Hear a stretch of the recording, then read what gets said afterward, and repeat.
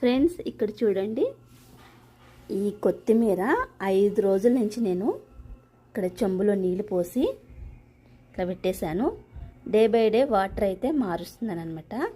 ఎంత ఫ్రెష్గా ఉందో చూడండి. అంటే వేర్లు ఉండాలి, వేర్లు ఉంటేనే ఇలా ఫ్రెష్గా మనం పెట్టచ్చు అనమాట. వేర్లు లేకపోతే ఇలా పెట్టలేము. ఇదిగో 5 రోజుల నుంచి ఇళ్ళనే పెట్టున్నాను. ఇంత ఫ్రెష్గా ఉన్నాయి చూడండి ఆకులు. మీరు కూడా ఈసారి ట్రై చేయండి.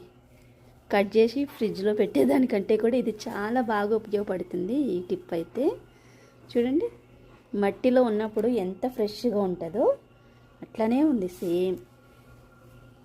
ఇట్లా నీళ్ళు పోసేసి మరీ ఫుల్గా కాకుండా వేర్లు ములిగి అంతా డే బై డే అయితే వాటర్ మారుస్తున్నాను.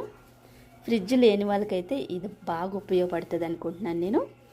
చూడండి ఎంత ఫ్రెష్గా ఉందో కొత్తిమీర అంతా కూడా.